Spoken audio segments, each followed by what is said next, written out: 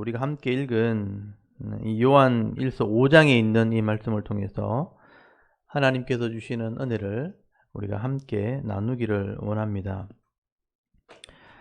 이 요한 1서 5장에는요, 이 사도 요한이 예수께서 그리스도이심을 믿는 자들이 받게 되는 복에 대해서 마지막으로 기록을 하게 됩니다. 여러분, 예수를 그리스도로 믿는 자들, 이 그리스도란 말이 기름 부음 받은 자, 메시아를 말합니다. 예수를 그리스도로, 구원자로 믿게 되는 자들에게는 두 가지 크게 복이 있다고 말씀을 하게 됩니다. 그 첫째가 이 땅에 있는 동안 성도가 세상을 이기는 복을 받게 된다, 그렇게 말씀하고요. 두 번째로 죽어서 받는 복이 있습니다. 죽어서는 영원한 생명을 얻게 되는 복, 영생의 복을 받게 된다, 그렇게 말씀을 합니다. 이 또한 이제 요한이 나름대로 깨닫고 정리한 것을 이제 후시대 성도들에게 지금 들려주고 있는 겁니다. 예수를 메시아로 믿는 자들, 예수를 그리스도라 믿고 고백하는 자들에게 주시는 복이 무엇인지 오늘 한번 잘 들어보시고요, 여러분의 신앙으로 잘 삼으시면 좋겠습니다. 먼저 그 첫 번째로 여러분 1절에서 3절까지 말씀을 잘 보시면 예수를 그리스도로 또 메시아로 믿는 자들이 하나님의 자녀가 되고요, 또 이런 하나님의 자녀들이 말씀대로 살 때 세상을 이기는 자가 된다라고 정리를 하고 있습니다. 한번 잘 보십시오. 1절부터 한번 보십시오. 예수께서 그리스도심을 믿는 자마다, 여기 그리스도라는 말이 기름 부음 받은 자, 그러니까 메시아를 말하는 거죠. 구원자. 여러분은 그렇게 이해하시면 돼요. 예수를 구원자로 믿는 자는 하나님께로부터 난 자다, 이렇게 표현하죠. 하나님께로부터 난 자니, 거듭났다는 뜻입니다. 또한 낳으시니, 하나님을 말하죠. 낳으신 이를 사랑하는 자마다 그에게서 난 자, 다른 성도를 말이죠. 다른 성도를 사랑하느니라. 우리가 하나님을 사랑하고 그의 계명을 지킬 때 이로써 우리가 하나님의 자녀, 사랑하는 줄을 아느니라. 하나님을 사랑하는 것은 이것이니 우리가 그의 계명을 지키는 것이라. 그의 계명은 무거운 것이 아니로다, 그렇게 말씀합니다. 좀 복잡해 보이지만 여러분 잘 보십시오. 여러분, 여기에 예수가 그리스도임을, 구원자라는 것을 믿게 되면, 이 구원자라고 믿는 게 뭐냐면요, 하나님께서 예수 그리스도를 통해서 우리의 죄의 문제를 해결했다, 죄에서 구원했다는 것을 믿는다는 겁니다. 다시 말하면요, 이 하나님의 구원 계획을 여러분 알아야 돼요. 하나님의 구원 계획, 메시아를 보내서 우리를 구원해서 모든 사람을 하나님 백성 되게 하겠다 하는 게 하나님 구원 계획이에요. 이 구원 계획 안에 예수 그리스도의 십자가 사역이 있고요, 이 십자가의 사역으로 말미암아 우리의 죄값을 지불하셨기 때문에 이제는 우리가 이제 죄의 종이 아니고 하나님의 자녀가 되었다라고 말씀을 합니다. 그래서 이 하나님의 구원 계획 속에 죄값을 지불하는 것을 믿는 것, 이게 예수를 믿는 거예요. 그러면 하나님의 자녀가 되는 겁니다. 그런데 요한은 이렇게 하나님의 자녀가 되었다는 것을 하나님께로부터 난 자가 되었다는 표현을 쓰게 돼요. 여러분, 하나님의 자녀가 되었다는 표현은 사도 바울이 주로 쓰는 표현이에요. 이제 하늘의 상속권을 받았다는 의미에서 자녀가 됐다, 아버지가 하나님이다라는 표현을 쓰는데, 여기는 하나님께 다시 태어나게 됐다, 하나님께 난 자다라는 표현을 요한이 쓰게 됩니다. 하나님께 거듭난 자가 되었다는 뜻입니다. 그리고 이렇게 하나님께 난 자는 낳으신 이니까 하나님이죠. 하나님을 알기 때문에 하나님을 사랑하게 되고요, 또 다른 하나님께 난 자들, 이런 다른 성도들을 사랑하는 삶을 살게 된다라고 말씀을 하게 됩니다.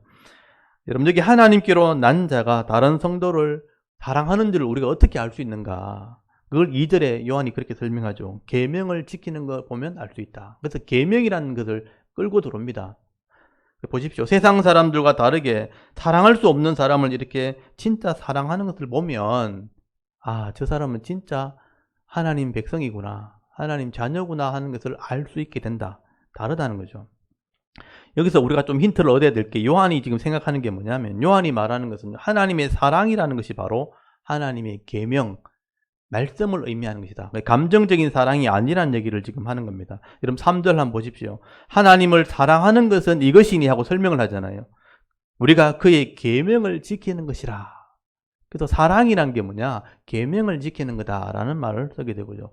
그리고 그의 계명은 무거운 것이 아니로다. 이게 구약적인 개념을 설명한 거죠. 그 당시에 보세요. 신약 성경이 없을 때입니다. 신약 성경은 나중에 이게 신약 성경이 된 거예요. 그럼 그때 계명이란 게 뭐예요? 구약의 율법을 말하는 겁니다. 율법을 잘 알고 그것을 믿음으로 하나님께 구원받고 그것을 잘 실천하는 것은 사랑으로 드러나게 된다. 이게 요한의 해석이라는 거죠. 하나님을 사랑한다는 것은 그 계명을 지키는 것을 말하는 것이다. 그러면 다른 사람을 사랑하는 것도 마찬가지인 거예요. 다른 사람 사랑하는 것도 그의 계명대로 그를 섬기는 것입니다. 그리고 이 계명은 무거운 것이 아니라는 표현을 써요. 율법을 아는 것은 어렵지 않다. 이해할 수 있다는 것을 말씀을 하게 되는 겁니다. 그래서 제가 지난주도 설명을 드렸지만 이 요한이 말하는 사랑이라는 것은 단순한 감정적인 사랑이 아닙니다. 율법의 핵심이 바로 사랑이기 때문에 말씀대로 사는 삶을 사랑이라고 그렇게 표현하는 것이죠. 그래서 요한은 이렇게 마음으로 하나님을 알게 되었고 예수를 알고 이런 계명, 하나님 말씀을 깨달아 순종하게 되면 이런 사람이 결국은 세상을 이긴다는 표현을 쓰게 돼요. 이게 성도의 복입니다. 세상을 이기게 된다. 여러분, 성도의 복은 세상을 이기는 겁니다. 이게 성도의 능력이라는 것입니다. 세상을 이기는 것, 이게 성도의 능력이죠. 이 세상 이기는 것을 뭔지 이해하셔야 되겠죠. 여러분, 세상 사람들은 믿지 않는 불신자들은 이런 능력이 없다는 거죠. 죄와 욕심에 이끌려 살아가는 사람들입니다. 자기 본능, 자기 욕심, 개인적인 욕심에 이끌려서 말씀을 지키지 않으니까 자기 이익을 따라서 죄를 지을 수밖에 없는 거예요.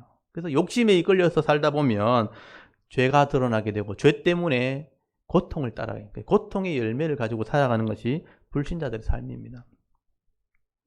지금 대선을 앞두고 이 사람들 검증하는 걸 하면서 막 들춰내잖아요. 옛날에는 그냥 했던 것인데 지금 얼마나 부끄러운 일이 많이 드러납니까? 그게 죄거든, 죄. 그때는 당연한 것처럼 했는 건데 지금 보니까 그게 너무 부끄러운 거예요. 그러니까 덜 추워낼수록 고개를 숙이게 되잖아요. 그게 죄의 고통입니다. 대부분 불신자들은 그렇게 살아가는 겁니다. 근데 예수를 믿는 자들은, 정확하게 예수를 그리스도로 믿는 자들은요, 하나님을 안다는 거예요. 그리고 하나님 말씀, 계명을 깨닫고 있기 때문에 세상 속에서는요, 이렇게 살지 않습니다. 공의와 정의를 따라 살게 되는 거죠. 이웃을 섬기는 삶, 사랑하는 삶을 살아가게 되는 겁니다. 계명대로 산다는 게 사랑하는 거예요. 이걸 잘 이해해 보십시오. 사랑하는 삶을 산다는 것은 공의와 정의를 행하는 게 계명이에요. 사람을 존중히 여기는 게 기본이고요. 그래서 레위기 19장대로 살다 보면 저 사람은 정말 하나님의 사람이구나. 그래서 세상을 이긴다는 것입니다. 그래서 세상 사람들은 하지 못하는 삶을 사는 거예요. 남들 아무도 보지 않는데도 정직하게 사는 거예요. 세상 사람들은 그렇게 하지 않아요. 근데 하나님을 아는 사람들은, 계명을 아는 사람들은 그렇게 한다는 거예요. 그게 다르다는 겁니다. 그게 사랑이다. 그게 계명이다. 그렇게 말을 하게 되는 것입니다. 그래서 여러분 4절부터 5절까지 말씀해 보시면요, 예수를 믿는 사람은 세상을 이긴다는 거죠. 무릇 하나님께로부터 난 자, 거듭난 사람이죠. 난 자마다 세상을 이기느니라. 세상을 이기는 승리는 이것이니, 여기 우리의 믿음이다. 이걸 믿는다는 거예요. 믿는 게 뭘 믿느냐? 예수께서 하나님의 아들이심을 믿는 자가 아니면 세상을 이기는 자가 누구냐라고 말씀을 하게 됩니다. 여러분, 세상을 이긴다는 것은요, 죄와 욕심을 이기는 삶을 얘기하는 겁니다. 또 종말까지 세상을 지금 다스리는 권세를 가진 게 사탄의 권세거든요. 사탄의 권세를 이기는 삶을 이야기하는 겁니다. 여러분, 이 부분을 우리가 실제적인 삶 속에서 이해를 해야 되는 거죠. 막연하게 생각으로 이해하는 게 아니고 삶 속에서 이것을 이해를 해야 됩니다. 예수 믿는 성도가 세상을 이긴다는 것은 결국 삶의 열매를 이야기하는 것입니다. 여러분, 우리가 세상을 가만히 보면요, 그냥 잠시 거짓을 행하고 남들을 속이고 악을 행하는 사람이 우선 잘 사는 것처럼 보여요. 그냥 그게 쉬우니까. 그렇게 권력을 가지고, 그렇게 힘을 가지고, 이렇게 싹싹 빠져나가가지고, 그렇게 해서 좋은 자리 가가지고, 막 누리는 것이 잘 되는 것처럼, 이기는 것처럼 보인다는 겁니다. 근데 긴 역사를 두고 보면, 절대로 그런 사람들이 성공하지 못합니다. 잠깐 동안 그냥 가려져 있는 것 뿐이에요. 역사를 보면, 결국 말씀대로 사는 사람들, 공의와 정의를 행하는 사람들, 정직한 삶을 살아가는 사람들이 결국 이기는 겁니다. 요한의 표현들을 하면 하나님에 속한 자들, 예수를 믿는 자들이 결국은 세상을 이기는 삶을 살게 된다라고 말씀을 하게 되죠. 이게 역사가 증명을 하는 겁니다. 그래서 우리가 역사를 자꾸 보라는 거예요. 역사를 공부해봐라. 우리 짧은 인생만 보지 말고 역사를 보라는 겁니다. 여러분, 교회 안에도 마찬가지입니다. 예수를 믿는 성도들도 내가 진짜 믿어서 신앙생활 하는 사람과 그냥 교회 다니는 건 다르다는 거예요. 그냥 어릴 때부터 그냥 예수 믿는 집에 태어나서 교회 다니는 사람들도 있어요. 제가 그런 경우죠. 그러니까 갈등을 하게 되는 거죠. 그냥 다니다가 진짜 믿는 사람이 있고 그냥 다니는 사람도 있는 거예요. 그냥 중간에 사람 따라서 교회 오는 사람도 있습니다. 근데 믿기지는 않는데 그냥 신앙생활 하는 거예요. 진짜 믿는다고 물으면 잘 대답 못해요. 근데 그냥 교회 다니면서 신앙생활 하는 사람들이 있어요. 그런 사람들은 그냥 내 노력으로 신앙생활 하는 거예요. 내 생각으로, 내 의지로, 내 노력으로 신앙생활 하는 겁니다. 그래서 그런 믿음은 사실 오래 가지를 못하는 거죠. 또 깊이 들어가지도 못해요. 조금 열심으로 한다 하지만 조금 있으면 실망하고 낙심하고 사람 때문에 상처받았다 그러고 이렇게 하는 거예요. 환경이 어렵다 그러고 형편이 안 된다 그러고. 그래서 좀 어린 아이들한테 이렇게 복음을 전하고 교회 다니다 하면 애들은 나 교회 끊었어요 이렇게 하다가 중간에 끊었어요. 그러니까 진짜 믿지 않으면 그냥 의지로 하다 보면 실족하게 되는 것입니다. 그래서 내 욕심이 결국은 드러나게 되고 죄가 드러날 수밖에 없는 거죠. 그래서 굳이 저 사람이 교회 다닌다고 말하지 않으면 별로 구분이 안 가요. 그냥 뭐 교회 다니는 사람이야 세상 사람이야 별로 구분이 가지 않는 겁니다. 근데 진짜 믿음으로 신앙생활 하는 성도들은 그렇지 않다는 거예요. 어떤 환경이나 어떤 뭐 사람들의 어떤 유혹이나 어떤 어려움이 와도 인생의 고난의 문제가 와도 절대로 낙심하지 않습니다. 도리어 그 믿음이 더 강해집니다. 어려움이 생길수록 그 믿음이 확고해지고 더 강해집니다. 왜냐하면 하나님을 아는 사람은 하나님께로부터 오는 힘이 있다는 거예요. 하나님께서 주시는 힘과 능력이 있기 때문에 반드시 승리하게 되어 있습니다. 그래서 세상을 이긴다는 표현을 쓰게 되는 거죠.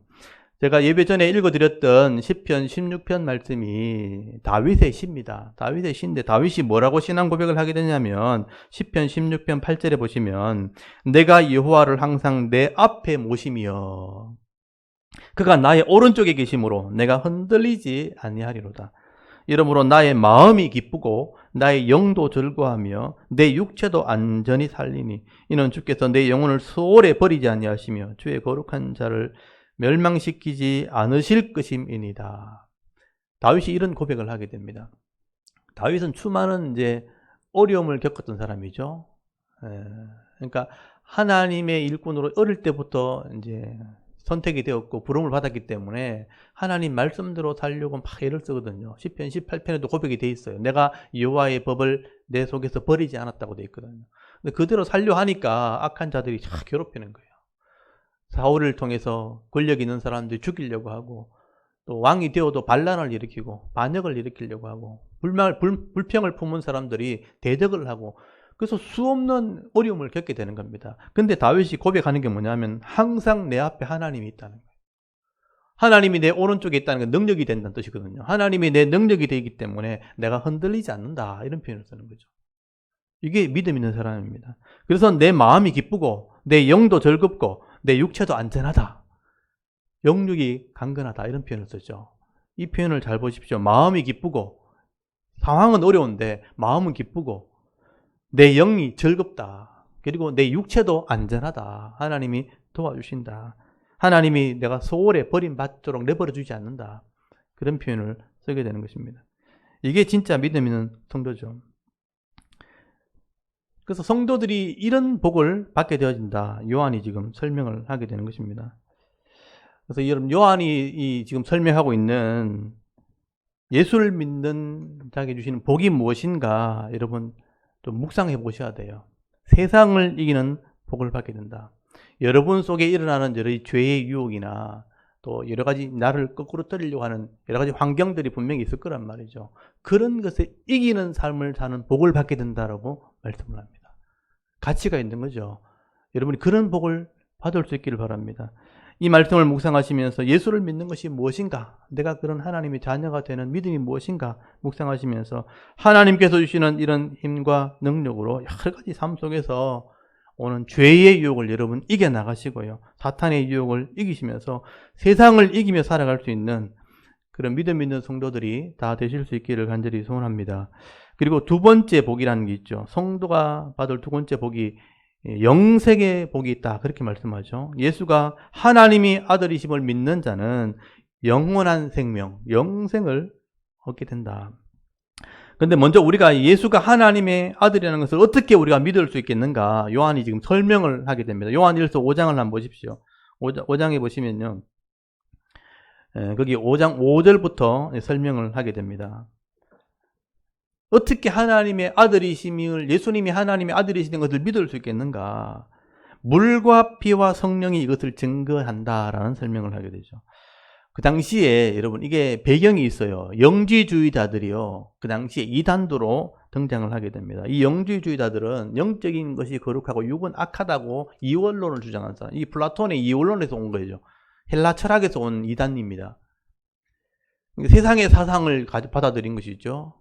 그래서 거룩한 분이 악한 육을 입을 수 없다. 그게 그들의 주장입니다. 그래서 예수님이 하나님이시고 거룩한 분이라면 악한 육체를 입고 올 수가 없다는 거예요. 그래서 육신으로 오신 것을 부인합니다. 예수님이 육신으로 오신 것을 성육신을 부인하게 되는 거죠. 그래서 예수님은 구원자가 될 수 없다는 것입니다.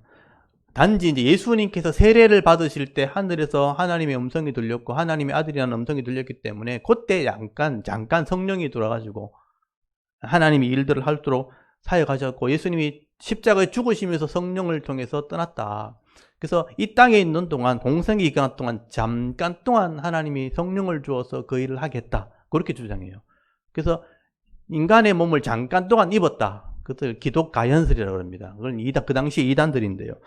그래서 이런 이단들이 예수님의 성육신을 부인하고 있고 메시아라는 것을 부인하고 있기 때문에 요한은 이런 이단들의 주장이 잘못되었다는 것을 그 당시 상황에서 반정을 하기 위해서 예수님이 하나님의 아들이시라는 것을 증명을 하는데 물과 피와 성령이 예수가 그리스도이심, 하나님의 아들이심을 증명한다라고 설명을 하게 되는 거예요. 그래서 6절을 보시면 이렇게 설명하죠. 이는 물과 피로 임하신 이시니 그러죠. 곧 예수 그리스도시라.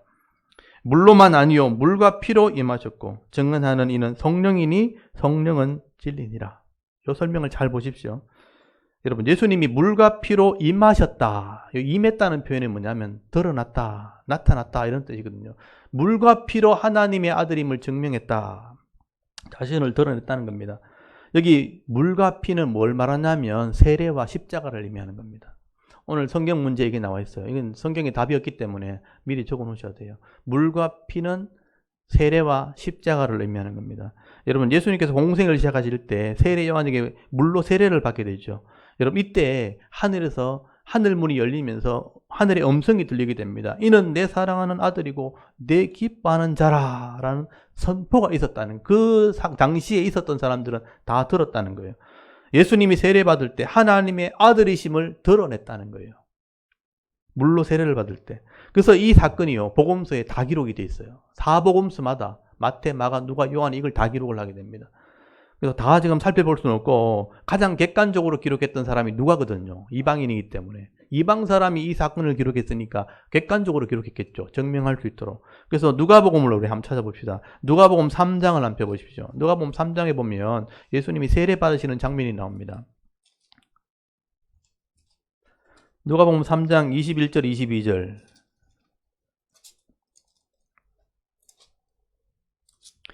누가복음 3장 21절 22절 우리 찾으셨으면 같이 한번 읽어볼까요? 시작. 백성이 다 세례를 받을 때에 예수도 세례를 받으시고 기도하실 때 하늘이 열리며 성령이 비둘기 같은 형체로 그의 위에 강림하시더니 하늘로부터 소리가 나기를 너는 내 사랑하는 아들이라 내가 너를 기뻐하노라 하시니라. 아멘. 이런 사건이 있었다 하고 기록했죠. 그때 23절에 보면 이때 예수의 나이가 30세쯤 되었다 하고 객관적으로 기록을 해놨죠.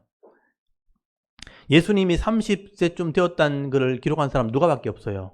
그래서 예수님 나이를 알 수가 있는 거예요. 예수님께서 물로 세례를 받으실 때 하늘에서 이렇게 음성이 들려서 증거를 했다는 거죠. 이는 하나님의 아들이시라. 내가 기뻐하는 자라. 내 사랑하는 아들이라 하는 표현을 했다는 것입니다. 이게 물로 증거를 했다라는 말입니다. 그리고 두 번째, 예수님께서 십자가에 죽으실 때 예수님의 이 죄 없는 피가 우리 모든 사람의 죄값을 지불할 때 이 하나님의 아들임을 증명했다는 거예요. 이때 이방인의 입술을 통해서 이 사람이 진짜 하나님의 아들이구나 하는 고백을 하게 됩니다. 이것도 복음서에 기록이 되어 있어요. 예수님 십자가에 죽으실 때, 운명하실 때에 로마인 백부장이, 군인이 이 모습을 지켜보면서 이 사람은 진짜 의인이구나, 죄인이 아니구나, 그리고 이 사람이 진짜 하나님의 아들이었구나 하는 것을 선포하게 됩니다. 여러분, 이거는 마태복음을 한번 펴보십시오. 마태복음 27장. 마태복음 27장 47절에 보시면요, 예수님이 십자가에 죽으시고 운명하셨을 때, 그때 이 로마인 백부장이 하는 말이죠. 여러분 47절을 한번 읽어볼까요?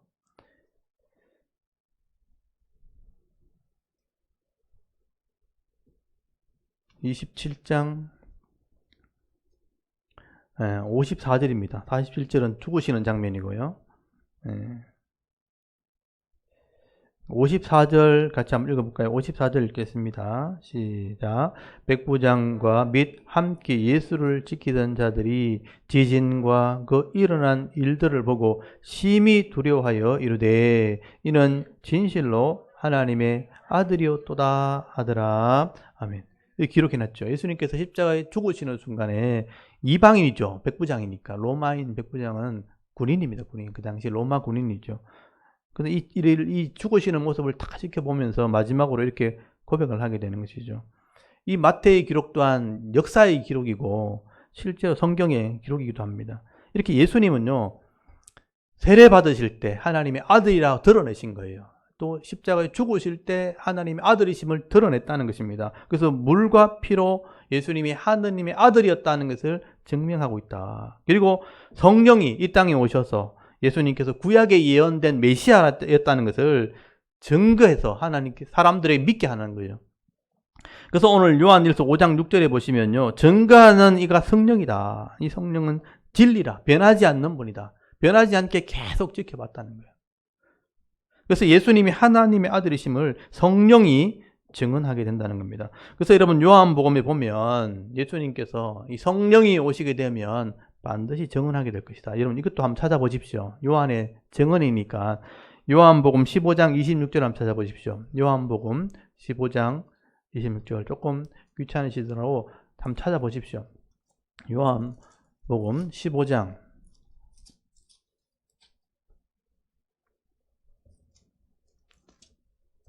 26절에서 27절까지 한번 읽어볼까요? 26절, 27절 있습니다. 시작. 내가 아버지께로부터 너에게 보낼 보혜사 곧 아버지께로부터 나오시는 진리의 성령이 오실 때에 그가 나를 증언하실 것이요 너희도 처음부터 나와 함께 있었으므로 증언하느니라. 아멘. 보혜사, 예수님 죽으시기 전에 이 말씀하셨거든요. 죽으시고 나중에 성령이 오시게 되면, 보혜사라는 성령이 오시게 되어지면 이 성령이 진리의 성령이기 때문에 나를 증언하게 될 거다. 그런 표현을 쓰게 되죠. 그래서 오늘 요한일서 거기 5장 7절 9절 한번 보십시오. 여기 보시면 증언하는 이가 셋이다 그랬죠. 셋이니 성령과 물과 피라. 또한 이 셋은 합하여 하나이니라. 한 가지를 다 증언하고 있죠. 예수가 하나님의 아들이심을 증명하는 거죠. 만일 우리가 사람들의 증언을 받을진데 하나님의 증거는 더욱 크도다. 하나님의 증거는 이것이니 그의 아들에 대하여 증언하시는 것이니라. 그 아들이 하나님의 아들이다. 예수님이 하나님의 아들이라는 것을 증언하게 되는 것이라 그렇게 말씀하죠. 그래서 요한은 예수님이 하나님의 아들이라는 것을 증언한 것이 셋이다. 물과 세례와 피와 십자가와 또 성령이 하나같이 증언하는 거다. 우리가 이 증언을 통해서 예수님이 하나님의 아들이심을 믿게 된다면 여러분 예수님 안에 이 새로운 생명, 영원한 생명을 가지고 있기 때문에 그것을 우리가 얻게 되는 것이다 라고 설명을 하게 되는 겁니다. 그래서 오늘 11절 12절 한번 보십시오. 요한 1서 5장 11절 12절에 또 증거는 이것이니 하나님이 우리에게 영생을 주신 것과 이 생명이 그의 아들 안에 있는 그것이니라. 이걸 잘 보십시오. 하나님이 영생을 주시는데 그 생명이 그의 아들 안에 있는 그것이라. 아들이 있는 자, 예수님이 있는 자는 생명이 있고 하나님의 아들이 없는 자는 생명이 없느니라. 이렇게 설명하죠. 이 말씀을 잘 보시면요. 예수님 안에 하나님이 주신 영생이 들어있다는 거예요. 그런데 이 예수를 내가 믿고 받아들이면 예수 안에 영생이 내게 들어온다는 것입니다. 그렇게 설명하죠. 그리고 반대로 이 하나님의 아들 예수를 마음에 믿지 않으면 그 생명도 영생도 없는 것이라. 결국 예수님께서 하나님인데요. 예수님이 하나님의 아들로 이 땅에 오셨다는 것. 그거를 믿게 되면 하나님의 아들이심을 동일하다는 것을 믿게 되어지면 하늘의 생명, 영생도 내 속에 들어오게 되는 것이다 라고 설명을 하게 됩니다. 여러분 13절 한번 보십시오. 내가 하나님의 아들의 이름을 믿는 너희에게 이것을 쓰는 것은 너희로 하여금 너희에게 영생이 있음을 알게 하려 함이라. 영생이 있던 것도 알아야 된다는 거죠. 여러분 영생이라는 것은 영원한 생명이라는 뜻이에요. 영원한 생명. 이 땅에 속하지 않는 영원한 생명을 뜻하기 때문에 우리가 죽은 뒤에 누리게 되어지는 그런 하나님의 나라의 생명, 영생, 영광을 의미하는 것입니다. 그런데 이렇게 설명을 하긴 하지만 어떻게 예수님을 믿는데 그 영생이 내 속에 들어올 수 있겠는가? 우리 조금 더 구체적으로 이해할 필요가 있다는 거죠. 이것만 가지고 어떻게 이해할 수 있겠는가? 그래서 요한복음을 보면 이게 설명이 되어 있어요. 그래서 요한의 서신이 이게 설명이 이게 철학적으로 설명이 되기 때문에 이 헬라 철학을 기반으로 기록했기 때문에 이걸 이해할 수가 있는 겁니다. 여러분 요한복음을 잘 보시면요. 요한복음 6장을 한번 펴보십시오. 이거는 여러분이 다 찾아보셔도 돼요. 요한복음 6장.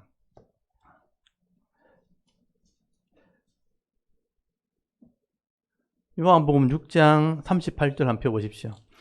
이 장면이 뭐냐 하면 그 당시에 바리새인들이나 이런 사두개인들, 율법학자들에게 구약의 이스라엘 백성이 광야에 먹었던 만나, 광야에 아무것도 없는데 하늘에서 만나가 내려와서 그들을 살렸거든요. 그 만나를 가지고 설명하면서 내가 하늘에서 내려온 생명의 떡이다 이렇게 설명해요.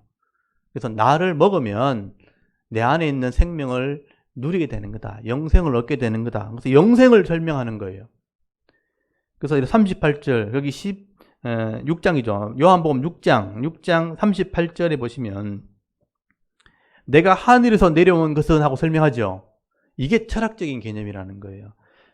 플라톤의 이원론에 의하면 또 영주주의에 의하면 하늘에 있는 것은 영적인 것은 거룩한 것인데 절대로 올 수 없다고 믿거든요. 그런데 하나님 예수님께서 직접 자기가 하늘에서 왔다고 표현하고 있는 거예요. 하늘에서 왔는데 말씀으로 왔고 그게 떡으로 설명되지만 그것을 먹으면 내 안에 먹어서 소화시키면 여러분 먹고 소화시킨다는 의미가 뭐냐면 나와 하나 되면 이런 의미예요. 음식이 들어가면 그게 여러분의 피가 되잖아요. 여러분 속에 들어가 버리잖아요. 그걸 의미하는 거예요. 그래서 그런 식으로 설명을 하는데 그 당시 사람들은 이해를 못해요. 예수의 살을 먹는다 이렇게 표현하니까 어떻게 우리가 식인종도 아닌데 살을 먹나 이런 식으로 이해하는 거예요. 그래서 38절부터 여기 56절까지인데 한번 이건 읽어봐야 되기 때문에 한번 읽어보겠습니다. 38절부터 56절까지를 같이 한번 천천히 읽어볼게요. 다 같이 한번 읽어봅니다. 시작. 내가 하늘에서 내려온 것은 내 뜻을 행하려 함이 아니요 나를 보내신 이의 뜻을 행하려 함이니라. 나를 보내신 이의 뜻은 내게 주신 자 중에 내가 하나도 잃어버리지 아니하고 마지막 날에 다시 살리는 것이니라. 부활한다는 거예요. 내 아버지의 뜻은 아들을 보고 믿는 자마다 영생을 얻는 이것이니 마지막 날에 내가 이를 다시 살리리라 하시니라. 자기가 하늘에서 내려온 떡이라 하심으로 유대인들이 예수에 대하여 수군거려 이르되 이는 요셉의 아들 예수가 아니냐. 그 부모를 우리가 아는데 자기가 지금 어찌하여 하늘에서 내려왔다 하느냐. 예수께서 대답하여 이르시되 너희는 서로 수군거리지 말라. 나를 보내신 아버지께서 이끌지 아니하시면 아무도 내게 올 수 없으니 오는 그를 내가 마지막 날에 다시 살리리라. 선지자의 글에 그들이 다 하나님의 가르치심을 받으리라 기록되었은즉 아버지께 듣고 배운 사람마다 내게로 오느니라. 이는 아버지를 본 자가 있다는 것이 아니라 오직 하나님에게서 온 자만 아버지를 보았느니라. 진실로 진실로 너희에게 이르노니 믿는 자는 영생을 가졌나니 내가 곧 생명의 떡이니라.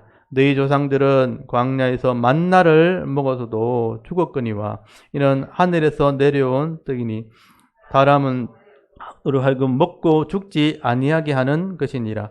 나는 하늘에서 내려온 살아있는 떡이니 사람이 이 떡을 먹으면 영생하리라. 내가 줄 떡은 곧 세상의 생명을 위한 내 살이니라 하시니라. 그러므로 유대인들이 서로 다투어 이르되 이 사람이 어찌 능히 자기 살을 우리에게 주어 먹게 하겠느냐. 예수께서 이르시되 내가 진실로 진실로 너희에게 이르노니 인자의 살을 먹지 아니하고 인자의 피를 마시지 아니하면 너희 속에 생명이 없느니라. 내 살을 먹고 내 피를 마시는 자는 영생을 가졌고 마지막 날에 내가 그를 다시 살리리니 내 살은 참된 양식이요 내 피는 참된 음료로다. 내 살을 먹고 내 피를 마시는 자는 내 안에 거하고 나도 그의 안에 거하나니 살아계신 아버지께서 나를 보내심에 내가 아버지로 말미암아 사는 것 같이 나를 먹는 그 사람도 나로 말미암아 살리라. 이것은 하늘에서 내려온 떡이니 조상들이 먹고도 죽은 그것과 같지 아니하여 이 떡을 먹는 자는 영원히 살리라. 아멘. 좀 이해가 되세요? 여러 번 읽어보셔야 될 겁니다. 여러분, 예수님께서 하늘에서 내려온 이런 산 떡이다 표현하죠. 이게 말씀이라는 의미예요. 말씀이다. 변하지 않는 말씀이다. 이 말씀이 내가 먹게 되면, 말씀을 먹게 되면, 먹는다는 표현, 떡이라는 것을 먹는다는 표현을 만나기 때문에 그렇게 설명했거든요. 말씀을 내가 이해하면 이런 뜻이에요. 내가 받아들이면 이 말씀이 내 속에 들어온다는 거죠. 이게 정확하게 표현하면 내 뇌세포에 기록이 된다는 뜻이에요. 여러분이 이 땅에 태어나서 여러분 이런 얼굴과 이런 모양을 가지게 된 것은 여러분의 아버지와 여러분의 어머니의 정자와 난자 속에 DNA에 기록된 기록 유전자가 결합되어서 여러분 이런 모양이 나온 거예요. 이건 하나님의 설계도예요.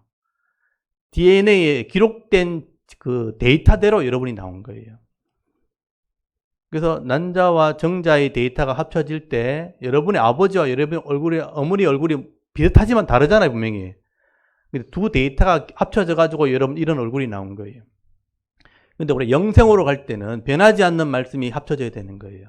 그래서 예수의 말씀은 변하지 않는데 그 말씀이 내 뇌세포 속에 기록이 되면 유전자 정보와 합쳐지면 그것이 합쳐진 것이 결국은 영생으로 가게 되는 데이터가 되는 것이다 라고 과학적으로 설명하는 그런 뜻이에요. 그래서 우리가 먹는 것으로 이해했지만 저는 조금 더 깊이 들어가면 뇌 속에 기록이 된다는 뜻이에요. DNA 유전자에 이 말씀이 기록이 되는 겁니다. 그래서 이 변하지 않던 이 생명의 말씀이 내 속에 기록되었을 때 네가 내 안에, 내가 너 안에 거하는 거다 이런 표현을 쓴 게 되죠. 그래서 하나님과 함께 되는 것이죠. 말씀이 내 안에 있게 되어지면 이 말씀이 변하지 않기 때문에 우리가 영원히 사는 존재가 되는 거다. 이게 증거가 된다는 뜻입니다. 여러분, 이런 과정 중에 이것을 마음에 깨닫게 하고 이해시키고 믿게 하는 분이 누구냐면 성령이에요. 그냥 되는 게 아니란 뜻이에요. 성령이 이해시키고 깨달아서 믿게 할 때 성령이 이것을 증거하게 되는 겁니다. 내가 믿게 했다. 기록했다. 내 뇌세포 안에 알아들을 수 있도록 기록한 분이 성령이에요. 그래서 내 법을 네 속에 둔다라는 표현 기억납니까? 예레미야 31장 31절 이하에 보면 앞으로 새 언약을 하게 되면 내 법을 네 속에 두겠다. 네 속에 기록하겠다. 돌판에 기록하는 게 아니고 네 속에다 기록하겠다라는 표현이 뭐냐 하면 성령을 통해서 내 세포의 DNA 구조 안에 기록을 하겠다는 뜻이에요. 그래서 합쳐진다는 것입니다. 이 말씀이 나와 하나 되어지는 것이죠. 그리고 성령이 이것을 하기 때문에 성령이 이것을 증거할 수 있는 겁니다. 그래서 우리가 마지막 때 하나님 앞에 섰을 때 이 변하지 않는 말씀과 이것을 기록한 성령이 나를 증언해 주는 거예요. 그래서 영원한 생명을 가지게 되는 것이다. 그렇게 설명하는 겁니다. 좀 이해가 되십니까? 이거를 이해하는 게 중요한 겁니다. 이걸 이해했다면 여러분은 지금 이 땅에 있지만 영생을 소유한 자가 되어지는 것이죠. 그래서 이렇게 영생을 소유한 사람은 생각이 다르다는 거예요. 이 땅이 뭔지를 알고 있고 앞으로 갈 세상이 뭔지를 알기 때문에 생각이 다른 겁니다. 그래서 삶이 다르게 나타날 수밖에 없죠. 그래서 구별되어질 수밖에 없는 겁니다. 그런데 이게 없으면 전혀 다른 이 땅에 속한 삶을 살 수밖에 없는 거예요. 그래서 당연히 구별을 가는 겁니다. 그래서 그렇기 때문에 우리가 이 땅에 있는 동안 오늘 요한일서 5장으로 다시 가보면 이런 영생을 가지고 있고 이런 예수가 하나님의 아들이심을 믿는 자라면 이 땅에 있는 동안 이 땅을 위해서만 기도하는 게 아니고 하나님 나라가 이루어지도록 그렇게 기도한다는 겁니다. 하나님 나라의 복이 있도록 기도하는데 이렇게 기도하는 것은 하나님이 다 들어주신다고 약속이 된 거예요. 그냥 기도하는 게 아니고 이런 믿음을 가지고 이런 하나님 나라를 위해서 하는 기도는 하나님이 반드시 들어주신다. 이게 기도 응답의 복이라는 거예요. 이건 보너스예요, 보너스. 영생의 복을 주는 건 진짜 복이고요. 이 땅에 있는 동안 기도 응답의 복이 따라오는데 그건 덤으로 주시는 하나님의 은혜입니다. 그래서 오늘 요한일서 5장 14절 한번 보십시오. 14절 보시면요. 그를 향하여 우리가 가진 바 담대함이 이것이니 그의 뜻대로 무엇을 구하면 기도하면 들으심이라. 우리가 무엇인지 구하는 바를 들으신 줄 안즉 우리가 그에게 구한 그것을 얻은 줄 또한 아느니라. 이렇게 말씀하고 있죠. 이게 기도 응답의 복을 얘기하는 겁니다. 여러분 영생을 가진 사람, 이 하나님 나라의 생명을 가진 사람들은요. 이런 기도 응답의 복이 있다는 것입니다. 우리가 이 땅에 사는 삶이 만만치 않죠. 힘든 삶입니다. 그런데 어려울 수는 있지만 그래도 담대할 수 있는 이유가 뭐냐? 하나님 뜻대로 구하는 것은 하나님 들으신다는 거예요. 여기 잘 보시면요. 그 하나님 뜻대로 구한다는 게 그게 중요한 거예요. 하나님 뜻대로 구하면 하나님 반드시 들으신다. 이 말은 하나님이 아무에게나 아무 때나 이렇게 기도하면 들어주시지 않는다는 거죠. 하나님 나라를 위해 이 말씀이 이루어질 수 있도록 영혼을 위해서 영혼 구원을 위해서 기도하는 것은 하나님이 반드시 들으시는 겁니다. 그러므로 성도의 기도는 다르다는 거예요. 결국. 좀 다르다는 것을 설명하죠. 우리가 막연하게 그냥 구하는 복은 그냥 세상 사람들이 구하는 기도입니다. 이런 의미에서 예수님이 기도의 가르침을 보시면 그게 구분될 거예요. 바리새인처럼 기도하지 마라. 이방인처럼 기도하지 마라. 너희는 내가 가르쳐준 기도야. 그게 주기도문이거든요. 주기도문의 제일 첫 마디가 뭐예요? 하늘에 계신 우리 아버지여 이름이 거룩힘을 받으시고 이 땅에 뭐가 이루어지길 기도하죠? 나라가 임하도록 기도하잖아요. 그게 하나님 나라를 위한 기도예요. 그래서 하나님의 뜻대로 구하는 기도, 교회를 위해서 하는 기도, 성도를 위해서, 전도와 선교를 위해서 하는 기도, 영혼 구원을 위해서 하는 기도, 이게 하나님 나라를 위한 기도예요. 이런 기도를 하나님께서 다 들으시는 거죠. 쉽게 말하면 다른 사람을 위한 기도, 그게 하나님 나라를 위한 기도. 내 자신의 기도는 여기 포함되어 있는 겁니다. 그런 기도는 하나님 다 들으시는데요. 여러분 하나님 나라를 위한 기도가 응답되어지면 이 하나님 나라에 대한 기도 안에 내 복도 포함되어 있는 거예요. 그래서 이게 응답되어지면 내게도 복이 임하게 되는 겁니다. 그래서 예수님께서 그런 말씀하셨잖아요. 먼저 그의 나라와 그의 의를 구하라. 그러면 이 모든 것을 너희 필요를 아신 하나님께서 이 모든 것을 너에게 더해 주신다 그랬죠. 그래서 이 하나님 나라의 기도 안에 내 복이 들어있는 거예요. 그래서 나만을 위한 기도가 아닌 이 하나님 나라를 위해 기도할 때 당연히 나도 복을 받게 돼 있는 겁니다. 그래서 은혜를 받게 되는 거죠. 우리는 영원한 하나님 나라를 소망하는 사람들이기 때문에 영생을 가진 사람들이기 때문에 세상 사람들처럼 이 땅에 그냥 썩어져 없어질 것 그것만을 위해서 기도하지 않는 겁니다. 하나님 나라와 성도를 위한 기도를 할 때 이 땅에 필요한 것들 하나님 당연히 아시죠. 다 아신다고 말씀하셨잖아요. 그래서 당연히 책임져 주시는 은혜가 있는 겁니다. 이게 우리의 믿음이죠. 근데 불신자들과는 이게 바로 다른 점이라는 겁니다. 그러므로 우리가 영생을 가진 자로서 먼저 기도할 때 늘 하나님의 뜻을 따라 우리가 기도를 하고요.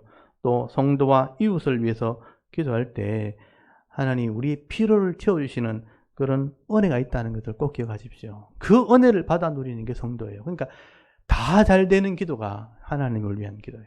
나라를 위한 기도입니다. 저는 그런 기도를 하니까 마음이 편하죠. 하나님 은혜가 있는 거죠. 그래서 부족하지 않는 겁니다. 내가 뭐 다른 사람보다 많은 것을 가지고 그건 원하는 게 아니고요. 이 땅에 있는 동안 은혜를 누리며 살아가는 그런 성도가 되어지는 것입니다. 여러분도 그런 영생을 소유한 자, 이 영생의 복이죠. 그 소유한 자로서 이런 기도의 응답의 복을 받아 누리며 살아가는 그런 우리 사랑교회 성도들 다 되실 수 있기를 바랍니다. 그리고 마지막으로 요한은 다른 사람들의 영혼을 위해서 좀 기도해라, 그렇게 말씀을 하게 됩니다. 여러분, 하나님을 알지 못하고 죄를 짓고 살아가는 영혼들, 이 불신자를 위해서는 좀 기도해라, 영혼을 살리는 기도를 해라, 그런 기도를 하라는 겁니다. 여러분, 사망에 이르는 죄를 짓는 자들을 위해서는 기도할 수 없지만, 또 이런 사람들이 하나님을 알고 예수를 알고 성령을 알게 되면 하나님의 자녀가 될 수 있잖아요. 그래서 이 영혼을 위한 기도를 해야 된다. 근데 이걸 끝까지 거절하는 사람도 있죠. 그 당시에 말하면 이단들입니다. 이단들을 위해서는 기도하지 마라. 그래서 여러분, 거기 16절 끝에 한번 보십시오. 16절 끝에 보시면 16절을 제가 읽어볼게요. 누구든지 형제가 사망에 이르지 아니하는 죄를 범하는 것을 보거든 구하라. 사망에 이르지 아니하는 죄를 범하면, 이건 성도를 말하죠. 구하라. 그리하면 사망에 이르지 아니하는 범죄자들을 위하여 그렇게 생명을 주시리라. 근데 사망에 이르는 죄가 있으니 이에 관하여는 나는 구하라 하지 않노라, 이렇게 돼 있죠. 사망에 이르는 죄가 있다는 거죠. 이런 죄 짓는 사람은 기도할 필요 없다. 이게 이단들을 말하는 거예요. 그 당시의 표현대로 하면 이단들을 말하는 겁니다. 사망에 이르는 죄는 용서받지 못할 죄라고 보통 얘기를 하게 됩니다. 그 당시에는 이단들을 얘기하는 건데요. 이걸 또 여러분 아셔야 돼요. 여러분, 성경에 용서받지 못할 죄가 있어요. 그게 레위기 20장부터 율법에 나오는 거예요. 레위기 20장이 먼저 기억납니까? 반드시 죽일 죄. 그러니까 하나님을 거절하는 거예요. 그러니까 하나님을 거절하고 이 땅에서 하나님을 저주하고 비방하면서 우상을 섬기고 음란한 사람들, 이런 죄를 끝까지 지으면 이제 하나님 용서하지 않는다. 반드시 죽게 된다. 그게 반드시 죽일 죄입니다. 근데 신약에서도 마찬가지예요. 신약에서는 이걸 다른 식으로 표현하고 있는데 성령을 거역한 죄를 말하는 거예요. 마태복음 12장 31절에 보면요, 사람에 대한 모든 죄와 모독은 사하심을 얻되 용서를 받지만 성령을 모독하는 것은 사하심을 얻지 못한다, 그렇게 되어 있습니다. 여러분, 예수님께서 말씀하시기를요, 성령을 거절하는 것은, 성령을 모독하면 그 죄는 구원할 수 없다. 여러분, 성령이요, 우리 마음에 오셔서 이것을 믿게 하시는 분이에요. 성령이 말씀을 알게 하고 하나님을 알게 하고 예수를 알게 하고 그것을 믿게 하는 분이 성령이에요. 근데 그 성령을 거절해버리면, 성령이 아무리 요구해도, 성령이 믿게 해도 끝까지 내 스스로가 그것을 받아들이지 않고 거절해버리면 믿지 못하는 거예요. 그런 믿지를 못하니까 구원을 받지 못하는 거죠. 예수를 믿지 않으면 죄 문제가 해결 안 되는 거예요. 그래서 구원받지 못하는 겁니다. 구원받지 못하는 게 결국 심판을 받게 된다는 겁니다. 용서받지 못한다는 거예요. 그래서 여러분, 히브리서 6장 4절에 보면요, 한 번 빛을 받고 하나님의 은사를 맛보고 성령에 참여한 바 되고 하나님의 선한 말씀과 내세의 능력을 맛보고도 타락하는 자들은 다시 새롭게 하여 회개할 수 없다.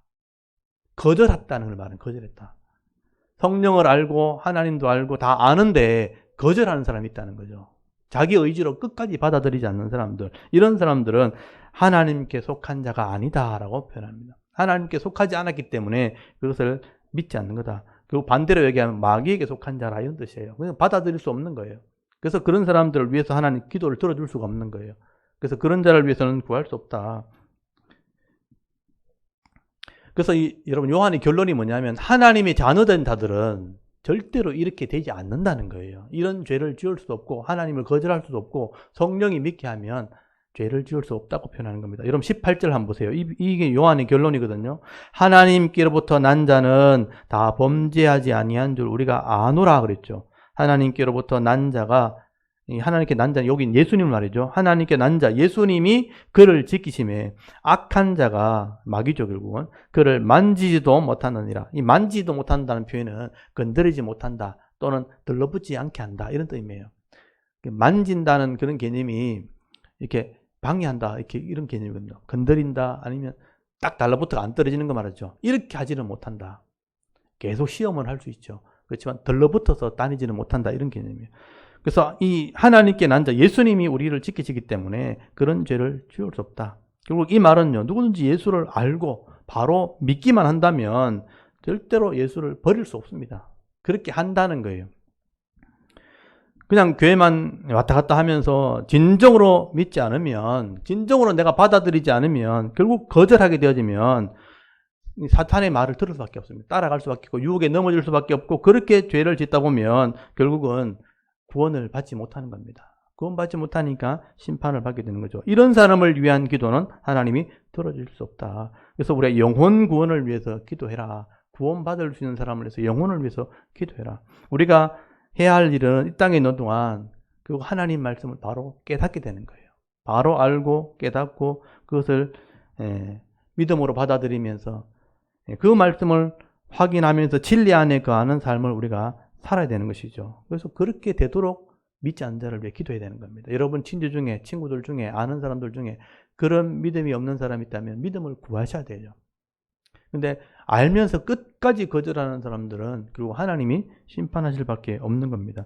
그래서 마지막 19절에 경고하는 말씀이 나오죠. 너희들은 이렇게 해야 된다. 여러분 잘 들으셔야 돼요. 19절부터 21절까지. 또 아는 것은, 이 말은 이거는 반드시 알아야 된다 이런 뜻이에요. 또 아는 것은, 반드시 알아야 될 것은 우리는 하나님께 속하고 온 세상은 악한 자 안에 처한 것이며 악한 자에게 속했다는 것을 알아야 된다. 첫 번째가 그거고요. 두 번째, 또 아는 것은, 또 알아야 될 것은 하나님의 아들이 이르러 우리에게 지각, 깨닫는 마음이죠. 지각, 깨닫는 마음을 주사 우리로 참된 자는 하나님을 말해요. 하나님을 알게 하신 것과 또한 우리가 참된 자, 하나님 곧 그의 아들 예수 그리스도 안에 있는 것은 거듭난 거죠. 그것이니 그는 참 하나님이시요 영생이시라. 자녀들아 너희 자신을 지켜 우상에게 멀리하라.